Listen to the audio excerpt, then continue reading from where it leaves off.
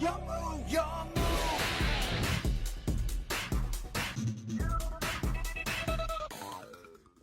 So starting off for today's deck profile here. So starting off with the Monarchs, we have triple Erebus, the Underworld Monarch. Now, I think he's the best of the big Monarchs. I think his effect is by far better than Ether's.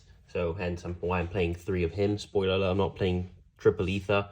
I think triple Erebus is just very good because it's non-targeting from the hand, field, and or graveyard. So that is just absolutely insane. And even if he goes to the graveyard, you can, on a quick effect, get him back to your hand by pitching a Monarch spell or trap, which isn't even that bad if you have, like, for example, a trap in your hand or whatever. I think triple Erebus is amazing because it just sets your opponent back 1 card, and we don't really play that many big Monarchs, so he's just the best one we have available. For the other one, double Ether, as I said, I don't think he's as good as Erebus. Both of them have the same effect that on Tribute Summon, they're going to Foolish Burial 2 Monarch spell or traps, which is absolutely insane.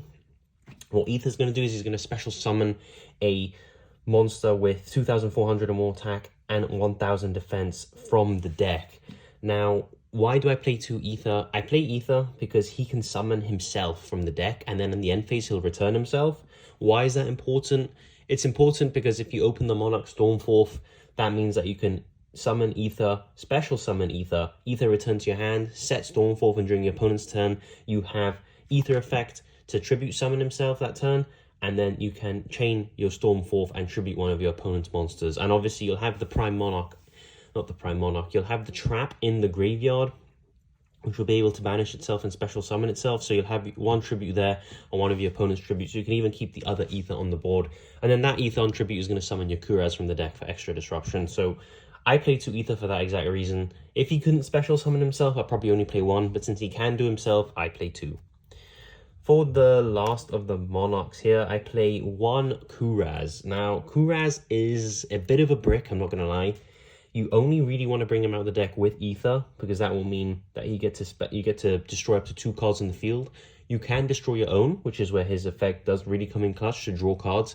Because if you destroy your opponent's cards, yes, it's great, but they're going to be drawing cards. So you don't necessarily want your opponent to be drawing cards, but if you blow up a key piece of their combo, I guess it's worth it. But usually you're going to be blowing up your own cards and gaining advantage that way. Remember, Ether, whatever he summons will go back to the hand, so then during your turn, you'll be able to summon him again and use his effect again. For other tribute summons, we have double of the Vanity's Fiend. Now, I think Vanity's Fiend is great. It is a sort of hard counter to most of the decks this format. I guess against potentially Labyrinth, because they don't have to special summon in their first turn. They can set a bunch of Compulsors back to their hand, and then they can play. I think Vanity's Fiend is a great card. If you don't know what it does, is neither player can special summon, and that is so powerful. You can't even imagine how powerful this is. If you back this up with a March of the Monarchs, for example, and your opponent cannot target this card, it's essentially a win condition on its own. The same can be said for the Majesty's Fiend, and I only play 1 Majesty's Fiend, not because it's worse than Vanity's Fiend. In some situations, it's even better. It's searchable. It has Monarch stats. It's 2,400 attack and 1,000 defense, meaning that your return of the Monarchs can actually search your Majesty's Fiend, which I think is brilliant. And that's why I only play 1, because you can search it. And the Vanity's Fiend, you cannot. Has too much defense. So that's why I play 2. For the little Squires, I play 2 Idea. The problem with the Squires is while they are very good, don't get me wrong, they are very vulnerable to hand traps. If they ash you on the Idea and you don't have a counterplay, that's your turn gone. You've just blown your normal summon on your Idea, and you cannot get a tribute summon on board that turn. That is the problem I have with these Squires, and hence why I play 2 of each. You don't, I know most people say play 3, you always want to see Idea. Trust me, when you play this type of deck, the one I have built, you have extenders anyway, and you don't really need the Squires. They're just good to have. Worst case scenario, you can normal the Idea and pray they don't have an Impermash or Veiler, and then you can summon the Adios, and the Adios will give you the extra normal summon, and then you have 2 monsters on board for a tribute. But that's kind of your last resort. You never really want to rely on these as your only play, because as I said, they're very vulnerable, and if they stop them, your turn ends essentially.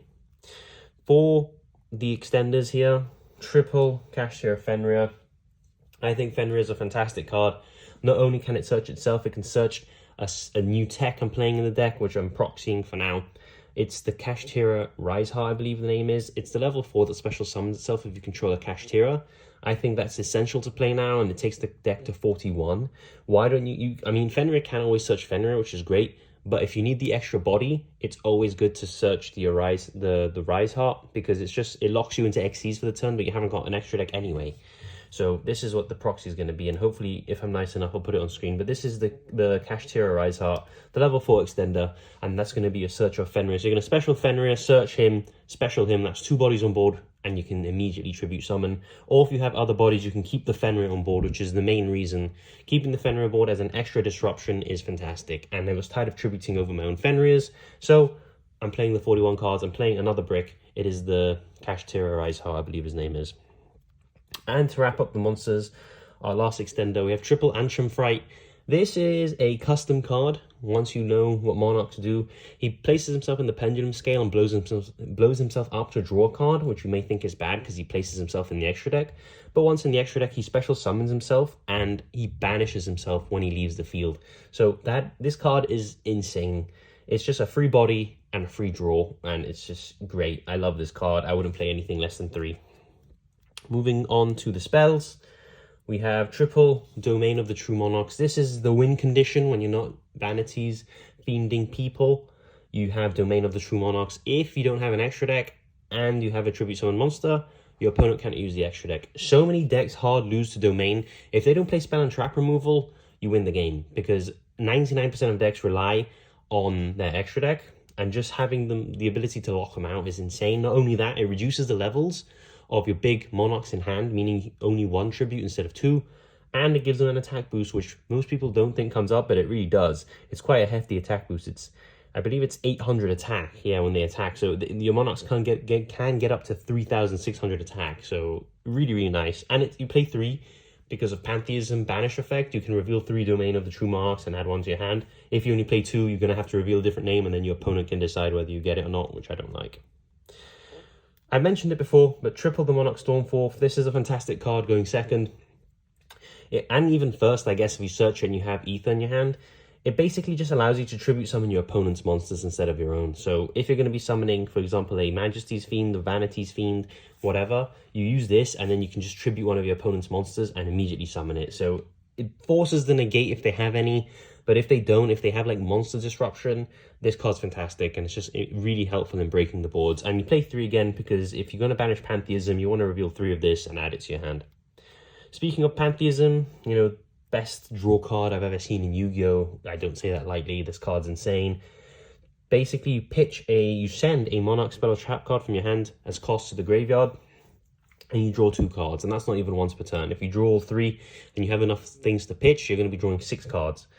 And that's not even the good effect. The good effect is you can banish it from the graveyard, pick 3 Monarch spells or traps in your deck, and your opponent randomly picks 1. You can pick 3 of the same name, which is great. So useful. And basically just your opponent doesn't get a choice. You just get to add the card that you want to your hand. You just need to have 3 of it in the deck. Triple Tenacity. This is, again, it's a way to search your spells and traps, which is fantastic. I feel like if Monarchs did get new support, they need a better way of searching monsters. And not only that, small monsters as well. If there was a way to search the Squires, it'd be fantastic, because that would allow you to search, for the Squires, and then you can actually get your plays going. But I think a Rota is most needed, because sometimes you just don't open tribute summonable monsters. You can open all the Squires and Extenders in the world, but if you have nothing to tribute over them, the deck can't really work. So while Tenacity is fantastic, it searches any spell and trap, which is, as I said, great. They're all very powerful. If they were going to give new support, they need a better Rota for monsters. And I say better because they already have one in Return of the Monarchs. This card is only really useful if you tribute summon. If you don't tribute summon, this card isn't rotating anything. I think they just need a Rota that doesn't require a tribute summon. This card is useful because there's a certain card called Time Tearing Morganite that actually made this card good. What Time Tearing Morganite does is it gives you 2 normal summons. So that means when you tribute summon something, you can trigger Return of the Monarch search, and then you can immediately tribute that monster again since you have another normal. So it kind of is like a Rota, but it's only a Rota if you have the Time Tearing Morganite. So as I said, Monarchs need a better way to Rota, but for now we're just playing the 1 Return of the Monarchs, and we're playing the 1 March of the Monarchs. if you get any of your floodgatey monsters, or you establish the field spell of one of your tribute summonable monsters, and you March of the Monarchs, it just protects them from targeting, and that's very essential, especially if they're going to imperm one of your floodgate monsters to switch off the effects. Well, now they can't. And they also cannot be destroyed either. So even things that don't target like Regeki, Lightning Storm, that type of thing, they can't out it because March of the Monarchs is there. For your non-Monarch spells and traps, we have triple Book of Moon. Book of Moon is the most versatile card I think I've ever seen in Monarchs. Not only does it protect you from hand traps, it's just great disruption as well. If you go first, you can set them. Now, why I say it protects you from hand traps is it protects you from the likes of Imperm and Veiler. You just flip the monster face down, and then the effect resolves. And Domain of the True Monarchs with the field spell, it doesn't care if the monster's face up or face down. As long as it was tribute summoned, it will apply the restriction to your opponent of they cannot summon from the extra deck. So, for example, what's going to happen is, let's say you're going to tribute summon your Erebus, you're going to try and use its effect. They're going to chain an Imperm, you're going to chain a Book of Moon. That means you're going to Foolish Burial, you're going to rip from their hand, and if you have Domain, they're still going to be locked because that is a tribute summon set. So that is really, really nice. And that's why I just love the Book of Moon. And we also have triple Time Tearing Morganite, as I said. This card's fantastic. It gives you 2 draws during your draw phase, which you might think is slow. But since you are going to be floodgating your opponent, they're never really realistically going to be able to kill you, meaning you'll always get the card that you invested back. So it's a -1, but then during the draw phase, you're going to get that back. And also gives you 2 normal summons for the rest of the duel. And the cost is you just can't use monster effects from the hand, but we don't play any hand traps anyway. The only thing that conflicts with is the Ether. But since we're playing 2 Ether, it's not that big of a deal. So that is why we're playing triple Time Tearing Morganite. And we also have the Prime Monarch.